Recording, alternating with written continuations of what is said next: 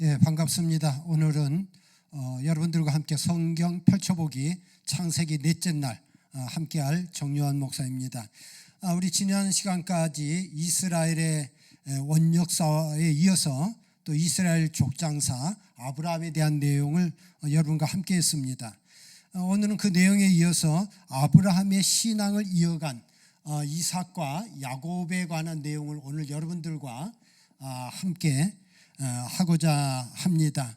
아브라함을 통한 구원 역사의 시작이 이제 약속의 자녀인 이삭과 야곱으로 이어지게 되는 내용입니다. 지난 시간에 여러분들과 이제 이 아브라함의 부르심의 사건이 바벨탑 사건의 문제를 극복하는 하나님의 부르심이었다고 이야기를 드렸습니다.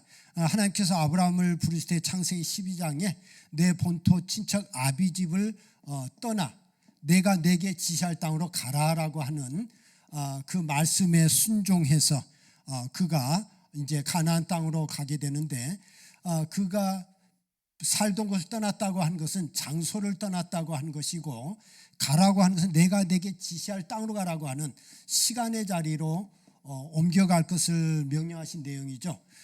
이 장소라고 하는 것은 우리 눈에 보이는 확실한 것이라면 시간은 불확실한 겁니다. 어떤 환경을 의지하기보다 매 순간 하나님을 바라보면서 살아가라. 그것이 하나님께서 아브라함을 부르신 구원의 사건이었습니다. 그럴 때 아브라함이 우리들에게 믿음은 순종이라는 공식을 준 그러한 신앙의 모습을 보여주었습니다. 오늘은 그 이제 아브라함에 의해서 그 아들 이삭의 생애를 통해서 이 구원사에 이어져가는 걸 보게 되는데, 사실 성경에 보면 이삭에 대한 내용은 극히 일부분입니다. 이 이삭은 아버지 아브라함의 신앙을 이어받아서 믿음은 순종이라고 하는 그 공식대로 살았던, 그래서 별 특별한 문제가 보이지 않다 보니까 그의 생애에 대한 기록이 비교적 짧습니다. 우리가 여기서 족장사를 다루지만 또 우리 원역사에서 많은 개인의 인물들이 나오지만, 우리가 어떤 개인이나 어떤 한 민족의 상황을 알고자 우리가 이 성경의 내용들을 우리가 보고 있는 것이 아니라 우리 인간의 기본 속성이 무엇이냐라고 하는 것, 또 택함받은 이스라엘 민족을 통해서 오늘 우리 인류가 가지고 있는 문제가 무엇이고 우리가 어떻게 해야 하나님을 믿는 신앙을 돌이킬 수 있느냐라고 하는 것을 계시하고 있는 것이 성경이라고 하는 사실을 우리가 볼 필요가 있습니다. 그렇습니다. 이제 오늘은 이삭을 통해서 이 내용들을 우리가 계속해서 살펴보고자 합니다. 우리가 이삭의 위대한 믿음은 우리 아브라함이 모리아산에서의 이 이삭을 번제드리는 사건, 이 사건이 아브라함에게 있어서 순종의 사건이었다면 이삭 자신에게도 이 문제는 중요한 부분입니다. 왜냐하면 그 이삭은 아버지의 그러한 행동에 저항할 수 있었고 반항할 수 있었지만, 그는 저항할 힘을 가지고 있었지만 순종했다라고 하는 겁니다. 여기에 또한 이삭의 아름다운 믿음, 위대한 믿음이 존재하고 있습니다. 이 이삭이 이제 나이가 들어서 결혼을 해야 될 시기가 됐을 때 아브라함이 그 종을 고향 땅에 보내어서 그 결혼할 배우자를 자기 고향에서 찾아오게 합니다. 그럴 때 그 나이든 늙은 종이 고향에 갔을 때 이 이삭의 배우자를 택할 조건을 하나님 앞에 기도하게 됩니다. 그가 우물에 도착해서 하나님 앞에 기도합니다. 하나님, 저로 순적하게 이삭의 배우자를 만날 수 있게 해달라고 기도할 때 그가 내건 조건은 나에게 물을 달라고 했을 때에 나에게 물을 줄 뿐만 아니라 내가 데려간 이 낙타에게까지 물을 먹여주는 것, 그 낙타의 짐승에게까지 배려해 줄 줄 아는 그런 사람으로 이삭의 아내를 맞이할 수 있게 해달라고 이 늙은 종은 하나님 앞에 기도합니다. 그럴 때 마침 그 우물에 나온 사람이 있었는데 우리가 잘 아는 니브가죠.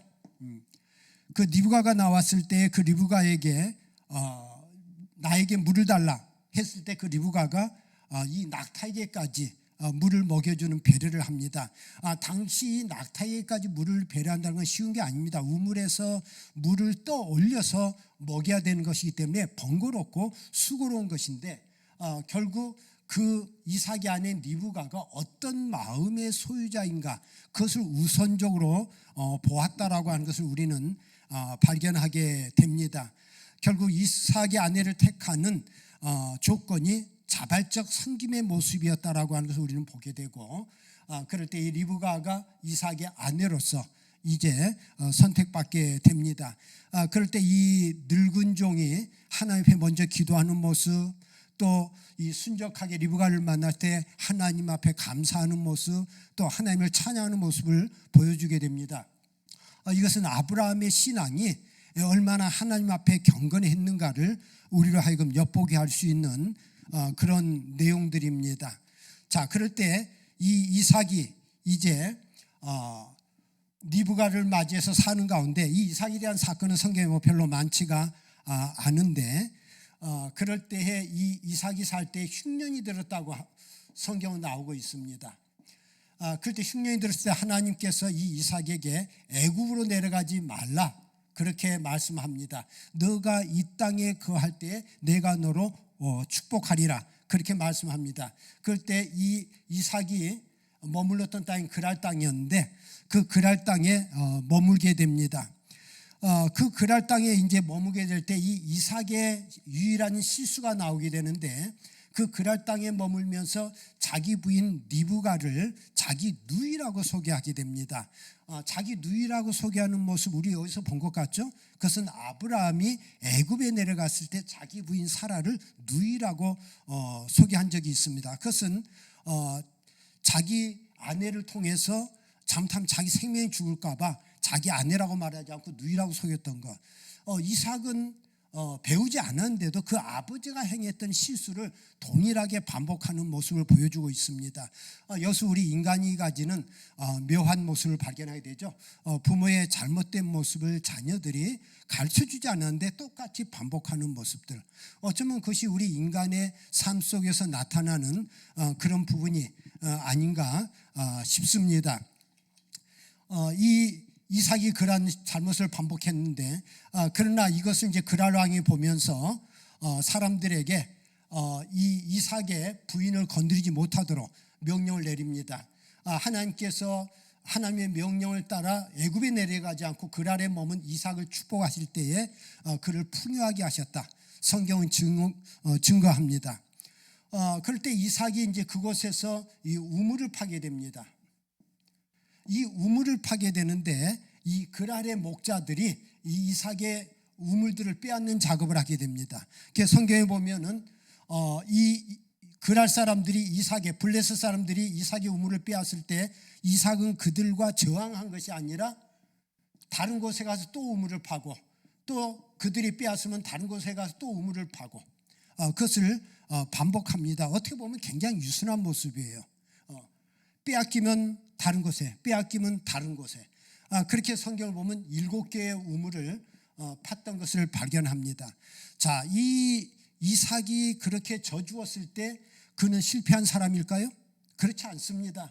그는 빼앗긴 것 같았지만 이 똑같은 일을 반복하는 과정에서 그에게 하나님께 주신 것이 있습니다. 뭡니까? 우물을 파는 기술입니다. 결국 모든 걸 빼앗긴 것 같은데 하나님께서 그에게 주신 것이 있는 것. 우리 크리스찬들이 이 땅을 살아가면서 때로는 우리의 것을 빼앗길 수 있습니다. 그러나 그 빼앗기다 해서 우리가 모든 것을 잃은 것이 아니라 하나님께서는 우리에게 잃은 것이 있으면 얻게 하는 것이 있다는 진리를 우리가 깨닫는 사람들이 복됩니다. 결국 이 이삭이 우물을 7개나 파는 노고를 했지만은 그걸 통해서 우물을 파는 기술을 그가 익혔고 그럴 때 마지막 7번째 우물에서 부엘세바라고 이름했다라고 하는 내용을 우리가 성경에서 발견하게 됩니다. 그렇습니다. 이 이삭의 모든 것은 하나님께서 나를 축복하지 않으시면 안 된다라고 하는 것, 아버지 아브라함의 믿음을 아름답게 이어받은 그런 모습들을 발견하게 되고, 이러한 모습들을 통해서 당시 그라랑 아비멜렉이 이삭과 협정을 맺어서 당신이 우리를 건드리지 않고 우리가 당신들을 건드리지 않겠다, 그런 협정을 맺을 수 있는 것은 그만큼 이삭의 힘이 커졌다고 하는 것이고, 그 아비멜렉의 위대한 고백이 뭐냐면 당신에게 하나님이 함께 하시는 것을 우리가 보았다. 그렇습니다. 이 이삭에게 하나님이 함께 하심을 우리가 보았다. 이방인이 이삭에게서 하나님이 함께 하심을 보았다라고 증거하고 있습니다. 이것이 이삭의 믿음이었습니다. 이런 이삭의 짧은 이제 믿음에 대한 이야기인데, 이런 가운데 리브가를 통해서 이 이삭이 이제 아이를 낳게 되는데 쌍둥이를 낳게 되죠. 우리가 잘 아는 에서와 야곱입니다. 이 쌍둥이를 낳게 될 때 이제 배 안에서 두 아이가 이제 서로 발을 차면서 싸우는 모습들이 이제 성경에 증언됩니다. 그럴 때 하나님께서는 이 에서와 야곱, 그 뱃속에 두 민족이 잉태되었다, 그렇게 말씀해주고 있습니다. 이제 그래서 먼저 태어난 게 에서고 그 다음 태어난 게 야곱입니다. 에서는 붓다라는 뜻을 가지고 있고, 야곱은 나오면서 형의 발 뒤꿈치를 붙잡고 나온 모양이에요. 내가 먼저 나가야 되는데 너가 왜 먼저 나가? 그래서 이 발 뒤꿈치를 잡고 나왔다라는 뜻을 가지고 있고, 다른 말로는 속이는 자, 사기꾼, 그런 뜻을 가지고 있습니다. 지고는 못 이기는 사람. 그렇기 때문에 우리가 야곱의 생애를 보면은 늘 무언가를 속이고 또 자기가 우선되지 않으면 안 되는 그런 성향을 성경에서는 보여주고 있습니다. 그럴 때 이 에서는 이제 사냥꾼으로 자라게 되고, 이 야곱은 유순했고 엄마 품에서 살아가는 어떤 마마보이의 모습을 보여주고 있습니다. 그래서 아버지 이삭은 이 남자다운 에서를 사랑하게 되고, 엄마는 유순한 이 야곱을 사랑하게 됩니다. 그래서 이 아버지와 어머니가 두 아이를 편애하는 모습이 성경에 증언되게 됩니다. 이 늘 경쟁 심리가 우선했던 이 야곱, 그럴 때 이 에서가 장자라고 하는 것이 마땅치 않습니다. 하루는 에서가 사냥을 하고 돌아와서 굉장히 허기지고 피곤한 모습을 보이자 그 틈을 타서 야곱이 뭘 합니까? 당신의 장자권을 내게 팔라. 팥죽 한 그릇을 끓여놓고 나에게 팔라. 그럴 때 이 에서는 배가 고픈 게 더 중요하지 그 장자권이 뭐 중요해. 또 한편은 어떻습니까? 장자권을 판다 해서 뭐 팔아지는 것도 아니라고 하는 것을 그가 알았기 때문인지도 모릅니다. 그래서 이 야곱에게 팥죽 한 그릇의 장자권을 넘겨버리게 되는데, 이것은 에서가 이 장자라고 하는 책임 또 축복이 얼마나 큰지를 무시했다라고 하는 겁니다. 야곱은 어찌되었든 그 팥죽 한 그릇의 장자권을 사게 됩니다. 물론 그렇다고 해서 야곱이 이제 장자가 된 것은 아닌데, 결정적으로 이제 이것이 성취되게 된 것은 이제 이삭이 나이가 들어서 임종을 앞두고 있을 때 이제 장자인 에서를 축복하고자 가서 고기를 잡아 짐승을 잡아서 내가 좋아하는 별미를 만들어 오라고 에서에게 이제 이야기를 합니다. 그런데 그 이야기를 누가 들었습니까? 어머니 리브가가 들었습니다. 그럴 때 어머니 리브가는 에서보다 야곱이 축복받기를 원할 때에 야곱을 불러서 이제 너가 형 대신 들어가서 아버지의 축복을 받으라. 그럴 때 야곱은 두려워하죠. 내 목소리도 다르고 형은 사냥꾼이고 몸에 털이 많은데 나는 손이 매끈매끈한데 어떻게 아버지를 속일 수 있겠습니까? 라고 할 때 그건 걱정하지 마. 어머니 리브가가 그렇게 말하면서 아버지가 좋아하는 별미를 만들어주고, 그 다음 이제 손에는 양 털을 손에다 끼워줘서 만졌을 때 털이 잡히도록끔 그렇게 엄마가 다 꾸며주고, 또 옷도 형 에서의 옷을 입혀서 대신 들여보냅니다. 그럴 때 이제 이삭이 어떻게 이렇게 빨리 잡아왔느냐 그렇게 물을 때에 야곱이 하나님께서 순적하게 주셔서 빨리 해왔습니다라고 아버지를 속이게 되죠. 여러 가지로 이제 이 이삭이 봤을 때 미덥지 않았지만은 옷 냄새를 맡아봐도 에서의 냄새고 손을 만져봐도 털이 있어요. 그러니까 그 음식을 맛있게 먹고 이 야곱을 에서인 줄 알고 축복하게 됩니다.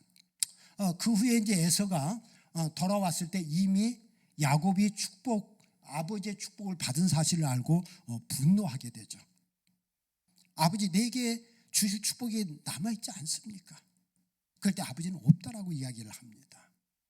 여기에 이제 에서가 분노해서 아버지가 죽기만 하면 내가 야곱을 죽이리라. 그것을 이제 어머니 리브가가 알고서 야곱을 도피시키게 됩니다. 그래서 이 야곱을 이제 고향 바단 아람으로 이제 보내는 작업을 하게 되죠. 결국 야곱은 형 에서의 그러한 자신에 대한 위해를 가할 것을 무서워해서 이 바단 아람으로 이제 도피하는 모습을 이제 보이게 되는데, 이 야곱이 누구라 그랬습니까? 마마보이죠. 여성적이죠. 사실 어떤 면에서는 사냥꾼이었던 에서, 사냥꾼이었다는 이야기는 가족의 생계를 책임졌다는 이야기죠.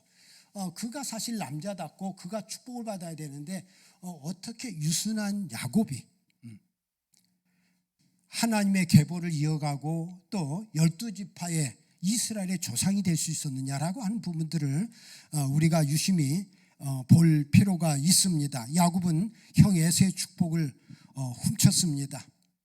그것 때문에 생명의 위협을 느껴서 이제 도망가는데, 이제 그동안 집에서 지내던 보호받던 야곱이 생전 가보지 못했던 이 광야 생활을 하게 됩니다.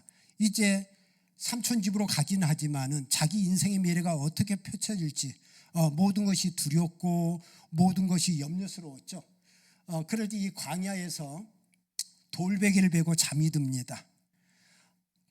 이 돌베개를 베고 잠을 잘 때 어떻습니까? 그가 덮은 이불은 하늘이었고 요는 땅이었습니다.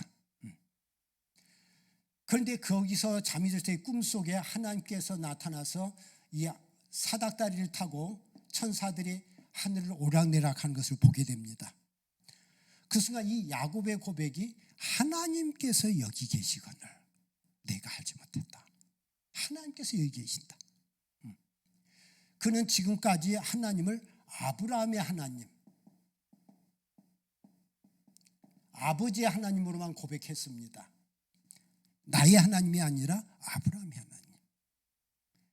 그러나 이 사건을 통해서 하나님이 나와 함께 하신다, 이곳에 계신다라고 하는 그런 체험을 할 때 자기가 누웠던 그것이 누스라고 하는 땅 이름인데 이것을 베델이라는 이름으로 바꾸게 됩니다. 루스라고 하는 이름의 뜻은 길을 잘못 들었다는 뜻입니다. 길을 잘못 들었다. 그렇죠. 이 야곱이 길을 잘못 들었던, 방황했던 인생에서 이 베델이라고 하는 것은 하나님의 집이라는 뜻입니다. 비록 그가 길을 잘못 들었지만은 그가 이 광야에서 잠들었을 때 하나님께서 나타나신 사건 앞에 하나님이 여기 계시거든. 우리는 늘 하나님이 멀리 계시다고 생각하는데 하나님은 늘 우리와 함께하고 계십니다. 우리의 신앙에서 중요한 것은 지금 나와 함께 하시는 하나님을 발견하는 것. 아브라함의 하나님이 아니라 나의 하나님, 목사님의 하나님이 아니라 나의 하나님, 우리가 만나고 체험하는 것들이 필요합니다. 그런데 놀랍게도 그런 체험이 어디에서 나오냐면은 우리가 평안할 때보다 이 광야라고 하는 고난의 자리에서 우리가 갈 바를 알지 못하고 나아갈 때 거기에 그 자리에서 우리가 하나님을 발견할 때가 많습니다. 이 야곱의 중요한 신앙은 늘 가는 곳마다 그 지역의 이름을 신앙적 이름으로 바꿉니다. 자기가 만난 하나님에 대한 신앙 고백을 지역 이름을 바꾸는 것, 이름을 붙이는 것, 결국 그 신앙을 재해석하고 있는 모습이 야곱에게서 나타납니다. 이것이 야곱의 또 다른 믿음의 모습들입니다. 우리는 모든 이 상황들을 재해석하는 게 필요합니다. 신앙적인 시각으로, 신앙적인 이름들로. 이게 야곱이 했던 중요한 신앙의 모습이에요. 그럴 때 이 베델에 단을 쌓고 하나님의 이름을 부르면서 서원을 하게 되죠. 하나님, 제가 갔다 오는 길이 불투명하지만은 제 가는 길을 지키시고 다시 돌아오게 하신다면 이곳에 전을 짓고 내 10분의 1을 하나님 앞에 드리겠습니다. 이 11조는 성경에서 보면 자원입니다. 자원하는 헌신의 모습들. 그렇게 하겠습니다. 자, 야곱이 이 베델에서 하나님이 함께 하시는 모습을 통해서 새로운 비전을 가지고 이제 바단 아람으로 떠나가게 됩니다. 이제 이 바단 아람에는 삼촌 라반은 이제 리브가의 오빠죠. 이 라반의 집에 가게 되고 거기서 이제 누구를 만나게 되냐면은 그 우물가에서 라반의 딸인 라헬을 만나게 됩니다. 성경에 보면 라헬이 예뻤다 그렇게 말하고 있습니다. 요즘은 이제 결혼할 수 없지만 그 당시는 이 근친 결혼이 문화였기 때문에 이 애삼촌의 딸과 결혼하게 되는 이제 그런 야곱의 모습을 보게 되는데, 그가 이 라반의 집에 가서 이제 삼촌 라반에게 그 동생 라헬과 결혼하게 해달라고 요청을 하게 되죠. 그러면 내가 삼촌을 위해서 7년간 일을 하겠습니다. 그럴 때 삼촌이 오케이 했습니다. 그래서 7년이라는 시간 동안, 이게 짧은 시간이 아닙니다. 열심히 일을 합니다. 그런데 성경은 뭐라고 말하고 있냐면은 그 7년이 며칠같이 느껴졌다. 사랑하는 사람을 얻을 생각을 하고 살아가니까 그 힘든 노동이 며칠같이 느껴졌다. 우리가 똑같은 시간을 사는 것도 중요하지만 똑같은 시간을 어떤 자세로 대하느냐에 따라서 전혀 그 시간의 의미는 다릅니다. 하루가 천년같이 느껴지기도 하고 또 몇 년이 하루같이 느껴지기도 하는 것이 우리의 모습들이에요. 우리가 하나님을 의지하는 믿음을 가지고 살아갈 때 우리는 몇 년이 하루같이 느껴지는 그런 시간이 될 수도 있고, 그 하루하루가 참 힘들고 고역스러운 날이 될 수도 있습니다. 우리가 하나님 앞에 어떤 믿음을 가지고 우리의 시간의 날들을 살아갈지 한번 생각해 보는 게 중요합니다. 그렇습니다. 이 야곱이 라헬을 사랑하는 거로 7년이 며칠같이 여겨졌다. 누구를 사랑하면 그렇게 돼요. 자, 이 7년이 지나고 나서 이제 이 야곱은 이제 들떴죠. 자기가 사랑하는 여인 라헬을 자기 부인으로 맞이한다. 그래서 잔치를 베풀고 밤에 잠자리에 들고 아침에 눈을 딱 떠보니까 옆에 누워있는 것은 라헬이 아니라 그 언니 레아였습니다. 성경에 보면 레아는 별로 예쁘지 않았던 것 같아요. 그 레아였다. 너무 분노해가지고 야곱이 라반에게, 삼촌에게 따지죠. 그럴 때 우리 풍습이 언니를 놔두고 동생을 먼저 결혼시킨 것이 합당치 않다. 그러면서 라반이 제안합니다. 너가 7년을 더 일한다면은 라헬을 주겠다. 이 삼촌이 아주 야곱을 가지고 놉니다. 이 성경에 보면 이 애삼촌하고 조카 사이가 별로 좋지를 않아요. 좋지를 않은데 그럴 때에 7년 후에 7년 동안 일할 때 이 라헬을 줄 것으로 약속을 받고 다시 라헬과의 결혼을 하게 됩니다. 그럴 때 결국 이 야곱은 14년이라는 시간을 라반 밑에서 임금 없이 무임금으로 일을 하게 됩니다. 자, 이렇게 됐을 때에 이 레아와 라헬은 자매지간이지만은 야곱의 어떤 서로 경쟁이 나야 되는데 이제 자녀 출산의 경쟁을 서로 하게 됩니다. 그럴 때 레아에게는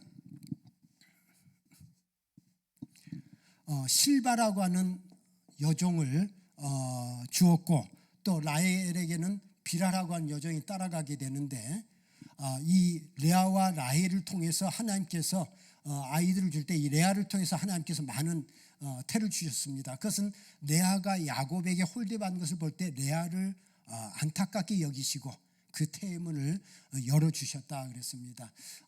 이 라헬에게서는 사실은 아이가 나중에 나오게 되면 요셉과 베냐민 둘밖에 없죠.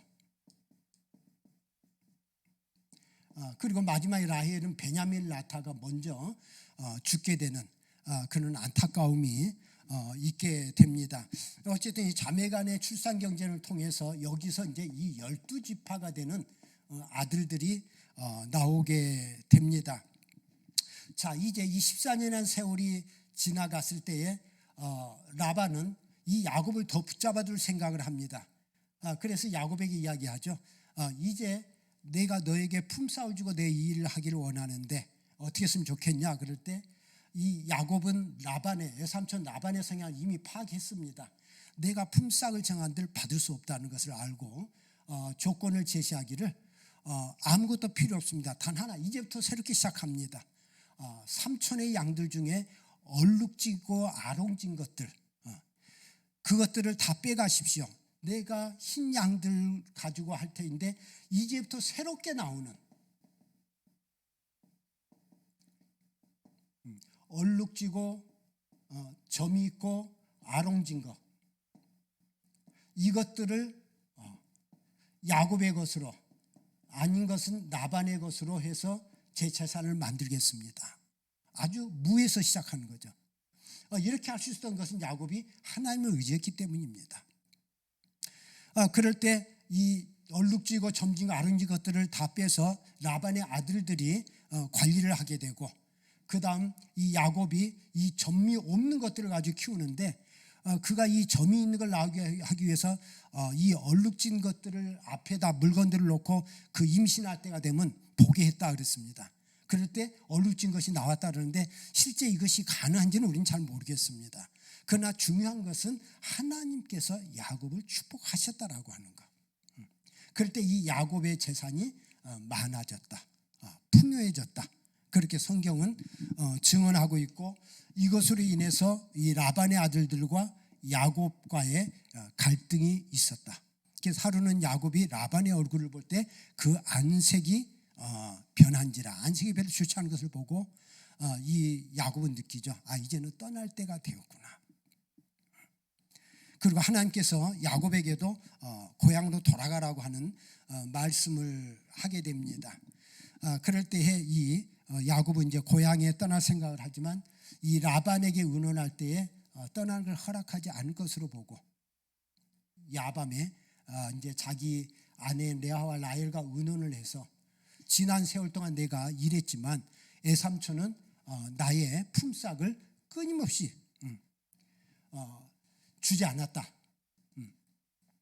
그렇기 때문에 우리가 이제 떠나서 고향으로 돌아가야 되겠다 할 때 그 아내들이 찬성하게 됩니다. 이래서 야곱은 가족들을 더불고 자기야 또 모은 재산을 가지고 고향으로 떠나가게 됩니다. 자, 이제 고향으로 돌아간다고 할 때 일어나는 문제가 무엇입니까? 이제 형 에서와의 갈등의 문제입니다. 형 에서의 축복권, 장자권을 뺏었는데 자신이 그 형 에서와 어떻게 갈등을 풀어야 될 것이냐라고 하는 문제가 이제 고향을 향하는 야곱에게 남은 과제였습니다. 자, 그럴 때 형 에서와의 만남을 준비하면서 그 형 에서를 두려워하게 되는데, 일단은 먼저 자신이 고향으로 돌아오고 있다는 것을 밑에 종을 보내서 에서에게 알립니다. 그런데 그 종은 돌아와서 이야기를 하기를 에서가 400명의 장정들을 데리고 오고 있다. 이 말에 야곱은 굉장히 당황하게 됩니다. 400명? 왜 400명이지? 나를 죽이려고 오는 것인가? 이 두려움이 야곱에게 휩싸일 때에 야곱은 자기 재산을 두 떼로 나눴다 그랬습니다.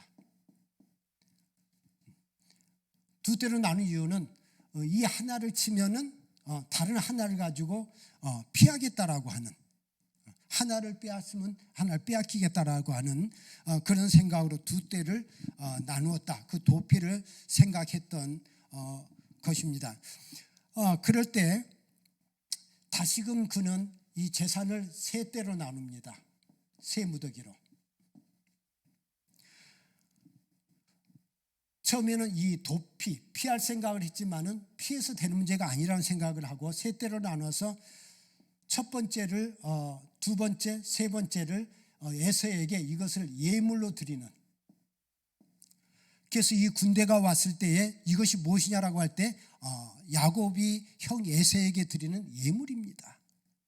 그럴 때 이 예물, 그 다음에 두 번째 예물이에요. 또 이것이 무엇이냐 할 때 예물입니다. 예물입니다. 결국 예물을 통해서 형 에서의 마음을 녹이고자 하는 그런 야곱의 술책을 우리는 보게 됩니다. 처음에는 무조건 피하려고 했던 야곱, 그러나 그 다음에는 이 예물을 통해서 에서의 마음을 녹이고자 하는 그런, 늘 야곱은 인간적인 수단과 방법, 술책이 굉장히 능했던 그런 모습을 여기서 보여주게 됩니다. 자, 그럴 때에 밤에 이 예물들을 다 야복강가를, 이 예물을 건네고 그 다음 가족도 건넵니다. 자신은 맨 뒤에 있습니다. 자신은 어떻게든 살아야 되겠다라고 하는 거. 자신을 맨 뒤에 두었다가 이 야복강에 이제 홀로 남게 되죠. 이 홀로 남게 됐을 때 그가 이제 하나님과 씨름하게 됩니다. 많은 얼마나 많은 고뇌, 또 염려, 불안이 그를 지배했겠습니까? 자, 그럴 때 하나님과 이제 씨름하게 되는데, 그럴 때 밤새도록 천사와 씨름했다. 성경은 그렇게 말하는데, 그럴 때 새벽녘이 동이 터오는데도 불구하고 그 야곱은 천사와 씨름하면서 그 천사를 놔주지 않습니다. 이 문제를 해결해 주지 않으시면 내가 놔둘 수 없습니다. 그럴 때 하나님께서 이 야곱의 환도뼈를 쳐서 그 붙잡고 있는 것을 놓게 했다 그랬습니다. 그럴 때 그 천사는 야곱에게 이제부터는 너의 이름을 야곱이라 하지 말고 이스라엘이라 부르리라, 그렇게 이야기를 합니다. 야곱의 이름을 바꿔줍니다. 성경에는 이스라엘의 이름의 뜻을 하나님과 겨루어 이겼다, 그런 뜻이라고 성경은 말하고 있습니다. 그러나 이제 본래의 뜻은 사실은 하나님과 겨루어 이겼다라고 하는 뜻이기보다는 이 이스라엘이 하나님께 무릎을 꿇은 자, 하나님께서 주도하는 자 라는 뜻을 가지고 있습니다. 이제까지는 이 야곱이 자기 의지대로 인간적인 방법대로 살았다면은 이제 하나님께서 그 환도표를 쳐서 무릎을 꿇게 한 것처럼 하나님께서 주도하는 새로운 인생의 삶을 살아갈 것을 그 이스라엘이라는 이름 속에 주셨습니다. 바로 이 사건이 있고 났을 때에 이 야곱의 가치관이 바뀝니다. 조금 전까지만 해도 야곱은 자신을 맨 뒤에 두었습니다. 그럴 때 이 야복강에서 이 천사와의 씨름을 통해서 새로운 이름을 받았을 때 이 야곱은 그것의 이름을 바꿉니다. 분이엘이라.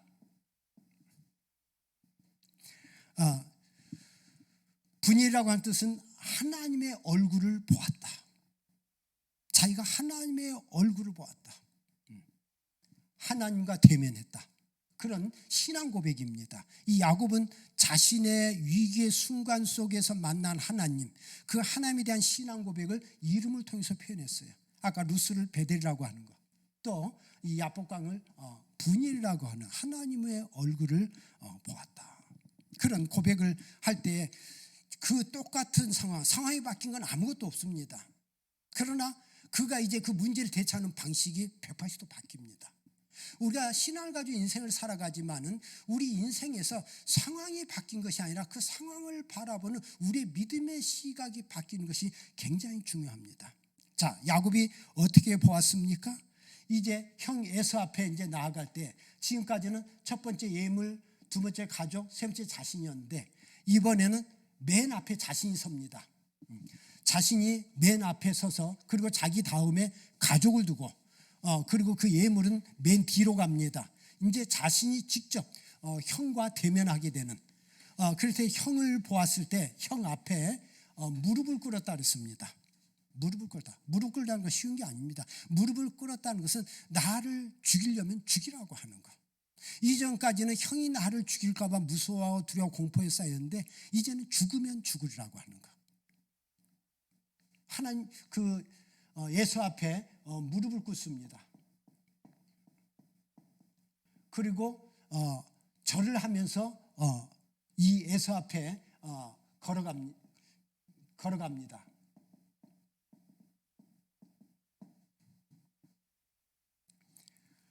자, 이제 그가 하나님과 만나고 났을 때 에서를 대하는 야곱의 자세가 전혀 달라졌습니다. 그때 그러한 야곱을 바라보는 에서의 마음은 옛날의 분노 그런 것이 아니라 동생을 연민의 눈으로 바라보게 됩니다. 그럴 때 에서는 동생 야곱에게 일어나라고 말합니다. 그리고 야곱을 껴안게 됩니다. 그럴 때 이 야곱이 형 에서에게 내가 하나님의 얼굴을 뵙는 것 같습니다. 놀랍게도 야곱은 형의 얼굴에서 하나님의 얼굴을 보았다는 겁니다. 지금까지 불안해하고 두려워하고 공포스러워하던 그 얼굴에서 하나님의 얼굴을 보았다. 그렇습니다. 우리가 인생의 위기와 삶을 살아가면서 우리가 원수의 얼굴로 보는 것이 아니라 하나님의 얼굴을 볼 수 있는 사람, 그것이 우리의 믿음의 은혜고 축복입니다. 이로써 이 야곱은 형 에서와 화해를 하게 되고 형 에서에게 이제 예물을 주지만은 그 예물을 나는 필요 없다 그럽니다. 난 많어, 너가 가져. 그래도 형 받으세요. 그럴 때 이제 일부 예물을 가지고 에서가 이제 되게 되고 또 그 가족들을 이제 환대하는 에서의 모습을 봅니다.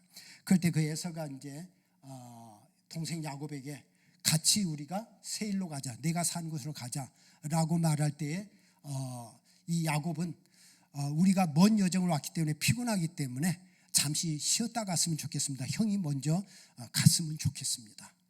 그렇게 부탁을 합니다. 그럴 때 에서가 먼저 자기 본토로 돌아가게 될 때 야곱은 에서를 따라간 것이 아니라 그 옆으로 빠집니다. 이건 뭡니까? 형 에서와 화해를 하긴 했지만은 형이 언제 다시금 옛날의 사건을 가지고 자신을 공격하려고 하거나 갚으려고 할지 모르겠다, 원수를 갚으려고 할지 모르겠다라는 두려움이 있었습니다. 결국 이 야곱의 마음속에 늘 꿈틀거린 것은 인간적 수단, 방법, 그런 것들이 이 야곱에게 늘 꿈틀거렸어요. 그가 신앙으로 하나님과 씨름을 했던 사람이기도 하지만 또 순간순간 인간적인 방법, 그래서 이 야곱은 옆으로 새게 됩니다. 그래서 숫곳이라고 하는 곳으로 가서 막을 쳤고 거기서 세겜이라고 하는 도시로 갔다라고 말합니다. 사실 야곱이 하나님 앞에 어떤 서원을 했습니까? 나로 고향으로 순적하게 돌아오게 하시면 이 베델에서 하나님 앞에 내가 예물을 드리고 이곳에서 전을 세우고 이것을 하나님을 경배하겠습니다. 그러는데 야곱은 이 베델을 잊어버렸습니다. 그리고 이 세겜이라는 도시, 이 도시라는 것이 사람 살기 편합니다.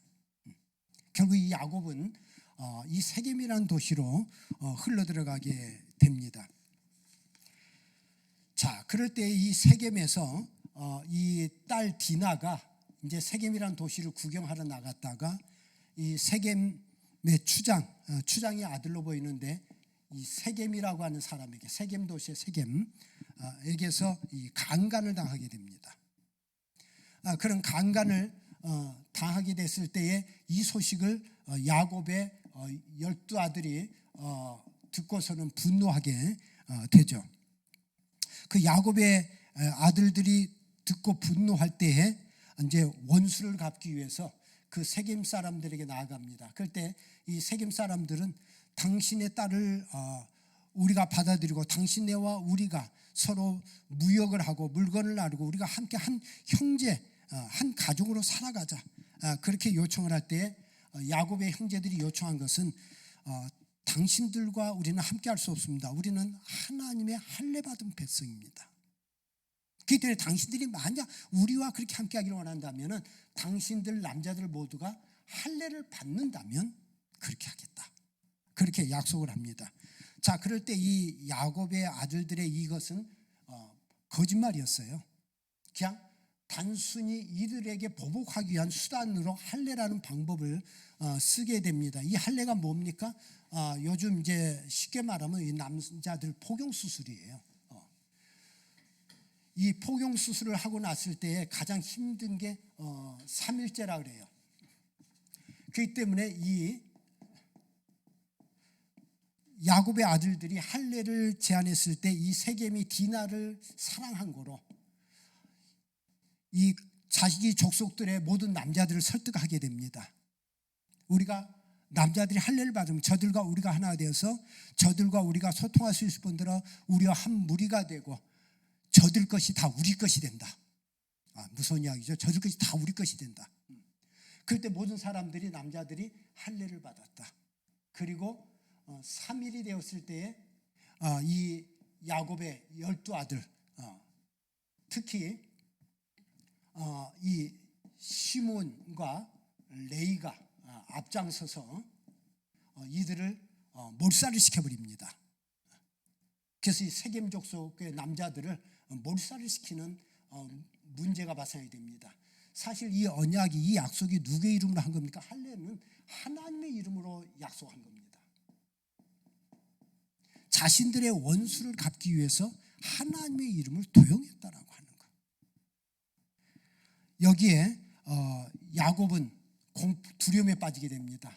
이 소식을 주변 족속들이 들었을 때에 가만히 있겠느냐라고 하는 것. 그럴 때 야곱은 이제 우린 죽었다라는 생각을 하게 됩니다. 자, 그럴 때 하나님께서 야곱에게 나타납니다. 이 야곱도 하나님 어떻게 해야 됩니까? 라고 아마 기도했을 것 같습니다. 그럴 때 하나님께서 야곱에게 일어나 베델로 올라가라. 일어나 베델로 올라가라. 이전에 너가 서원했던 그 베델로 올라가라. 비로소 이 위기를 통해서 우리 인간이라는 존재는 평상시 기도하긴 하지만 사실 위기의 순간만큼 절박하게 기도하지는 않습니다. 그리고 위기의 순간에 기도할 때 비로소 우리는 뭡니까? 하나님 앞에 해야 될 우리의 헌신, 우리의 약속들을 팽개쳐놓고 또 잊어버리고 있다는 사실을 하나님께 깨닫게 해주십니다. 야곱도 그것을 깨닫게 됩니다. 베델로 올라가라. 그럴 때 야곱은 모든 가족들에게서 몸에서 우상과 장신구를 다 빼고 옷을 의복을 갈아입고 함께 베델로 올라가자. 옛날 나에게 루스에서 나타났던 그 하나님 앞에 우리가 나아가자. 그렇게 이야기를 하게 됩니다. 이 길을 통해서 야곱은 베델의 언약을 기억하고 베델로 올라갈 때에 하나님께 그들을 지켜주셔서 외부의 족속들이 이들을 건드리지 못하게 하셨다. 그렇게 말씀합니다. 그리고 그 베델에 올라가서 하나님 앞에 예배하고 또 소원을 갚을 때에 하나님께서 그때 이 야곱의 이름을 이스라엘이라 불렀다. 그렇게 말하고 있습니다. 야복 강가에서는 하나님께서 야곱에게 이스라엘로 부르리라. 앞으로 그렇게 부르겠다. 그렇지만 이스라엘로 부르지는 않으셨어요. 이스라엘은 새 이름을 주셨지만 그러나 그 이스라엘은 새 이름으로 불려지게 된 것은 이 베델의 세겜 사건을 통해서 베델에 올라가서 하나님 앞에 자신의 서원을 갚았을 때 이스라엘이라는 이름으로 부르셨다. 그의 변화된 행동을 통해서 비로소 하나님께서 이스라엘이라는 이름을 부르게 하셨습니다. 그렇습니다. 하나님께서는 이제 그의 결단을 통해서 야곱이라고 하는 이름에서 이스라엘, 아까도 이야기했지만 야곱이라는 이름 속에는 사기꾼, 거짓말장애, 남의 발등꿈치를 잡는 자, 결국 수단 방법을 가리지 않고 자기가 승리해야 된다라고 하는 것이 야곱의 모습이었다면 이제 고난과 위기를 통해서 이스라엘이라는 이름을 얻게 되고 이스라엘 12지파의 조상으로 존재하게 됩니다. 이스라엘의 뜻이 하나님과 겨루 이겼다라고 하는 뜻으로도 성경에 이야기되어 있지만 결국 하나님과 겨루 이겼다는 게 무엇이냐? 하나님 앞에 무릎을 꿇는 자라고 하는 거죠. 하나님의 주도, 하나님의 인도하심을 받아들이고 순종하는 자. 그것이 하나님의 백성인 이스라엘이라고 하는 뜻을 가지고 있습니다. 우리가 성경에 보면은 성경에 야곱아 이스라엘아 그렇게 부르는 게 꽤 많이 나옵니다. 야곱아 이스라엘아. 그럴 때 이 야곱은 변화되기 전의 모습, 이스라엘은 변화된 후의 모습. 결국 우리 신앙의 사람들에게 야곱아 이스라엘이라고 하는 것은 우리가 신앙인이라고 하지만 변화됐다고 하지만 여전히 우리 안에는 과거에 변화되지 않은 속성이 남겨져 있다라고 하는 거예요. 그런 입장에서 우리에게 야곱아 또 이스라엘아. 우리 안에는 그 양면성이 같이 존재합니다. 결국 우리는 하나님 앞에서 우리는 아직 변화되지 않은 모습이 남아있는 것이 무엇이고, 또 우리가 하나님 변화된 모습을 우리가 어떻게 살아야 될지를 우리가 생각해 보는 것이 필요합니다. 이 사건을 통해서 비로소 야곱이 이스라엘이라고 하는 이스라엘의 12지파의 조상으로서의 변화된 그런 모습을 가지게 됩니다. 자, 그럴 때 야곱의 또 하나의 이름이 있습니다. 그것은 야곱에게 직접 불려졌던 이름은 아니지만 그것은 이스라엘 백성을 향해서 불렀던 또 하나의 이름, 그것은 여수룬이라고 하는 이름입니다. 이사야서에 나오는 이름인데, 이 야곱은 속이는 자라면 여수룬이라는 이름은 정직한 자라는 뜻입니다. 결국 이스라엘 백성들의 모습은 끊임없이 하나님 앞에 옛 야곱의 모습을 보인, 어떤 이 야곱은 어떻습니까? 축복이 소중한 걸 알았어요. 그래서 장자권을 빼앗고 속여서라도 빼앗았어요. 그래요. 축복을 위해서라면 어떤 수단 방법을 안 가리고 빼앗았던 사람, 그것이 이 야곱이었어요. 축복을 위해서라면. 어쩌면 오늘 우리 믿는 사람들이 축복을 위해서라면 수단 방법을 가리지 않는 그 속성이 어쩌면 이 속에 숨어 있는지 모릅니다. 하나님께서 우리 믿는 자들의 감춰진 속성이 무엇인지를 이 야곱의 변화된 생애를 통해서 우리에게 계시하고 있습니다. 축복을 위해서라면 인간의 수단과 방법을 가리지 않았던 야곱. 그렇기 때문에 험난한 인생과 생애를 살아야 했지만 하나님께서는 이 이스라엘이 성숙하고 성화될 때에 여수른, 정직한 자라고 하는 여수른으로 불리기를 원했습니다. 여수른아. 속이는 자가 아니라 하나님 앞에 무릎을 꿇고 하나님의 인도하심 속에 살아갈 때 정직한 자로서 하나님 앞에 또 사람들 앞에 서는 그런 야곱, 이스라엘이 되기를 원한 모습들이 이 이삭의 생애 속에 나타납니다. 그렇습니다. 이 평탄했던 이삭의 생애와 달리 야곱의 생애는 굴곡이 많았습니다. 그러나 그의 이름의 변화처럼 그는 자기 인생의 여정 속에 위기의 순간마다 만났던 그 하나님을 이름의 변화를 통해서 자신의 신앙 고백을 담았습니다. 참으로 인간적인 수단과 방법으로 살려고 했던 간교한 모습을 보였던 것이 야곱이었지만, 그러나 인간의 나약함을 절실히 체험하면서 직면한 위기에서 하나님을 찾는 믿음의 삶을 통해 고난의 자리를 축복의 자리로 바꿔간 사람이 이삭입니다. 그렇습니다. 이 야곱은 열심히 살았어요. 그러나 열심히 살았지만 그 열심이라는 것이 인간적인 수단과 방법의 열심이었다고 하는 거죠. 하나님의 손에 붙잡힌, 하나님과 함께하는 그런 열정으로 우리가 바뀔 때에 이 야곱은 그 누구와 함께 해줄 줄 몰랐어요. 남을 배려할 줄 몰랐어요. 자기가 장악하면 됐어요. 그러나 신앙의 사람은 함께 할 줄 아는 거, 배려할 줄 아는 거, 그것이 신앙인으로서의 성숙한 모습입니다. 우리가 오늘 이삭과 또 야곱을 통해서 왜 하필 하나님은 문제 많은 야곱을 이스라엘의 조상으로 택하셨을까를 우리가 다시금 생각해 보면서 우리의 신앙적 과제로 삼았으면 좋겠습니다. 축복만을 갈구했던 문제와 모순과 오류가 많은 사람임에도 불구하고 그의 위대함은 위기 속에서 만나는 좌절과 절망의 자리에서 하나님을 찾고 대면한 믿음이었다라고 하는 것을 우리가 생각했으면 좋겠습니다. 우리가 완벽한 믿음을 가지고 살아가는 사람은 아무도 없습니다. 중요한 것은 자신의 연약함과 부족함을 인정할 줄 아는 것. 거기서부터 우리의 신앙은 시작이 되고 하나님의 거룩한 백성으로서의 우리의 삶의 여정이 이어집니다. 그렇습니다. 이 다음에 이제 야곱의 뒤를 이어서 우리가 요셉에 대한 부분들을 다루게 되는데, 이 요셉도 야곱처럼 고난의 생애를 살았지만은 야곱은 자신의 인간적인 수단과 방법을 강구했던 사람이라면 요셉은 철저하게 하나님 중심적인 삶을 살아갔던 모습으로 우리에게 보여주고 있습니다. 그렇습니다. 오늘 이삭과 야곱을 통해서 오늘 우리의 신앙 속에 어떤 현실적인 갈등 또 연약함 문제가 있는 것을 돌이키고 우리의 야곱의 성향이 이스라엘로 바뀌고 그리고 여수르로 성장하고 성숙하는 저와 여러분이 될 수 있었으면 좋겠습니다. 오늘 강의는 여기까지 하겠습니다. 감사합니다.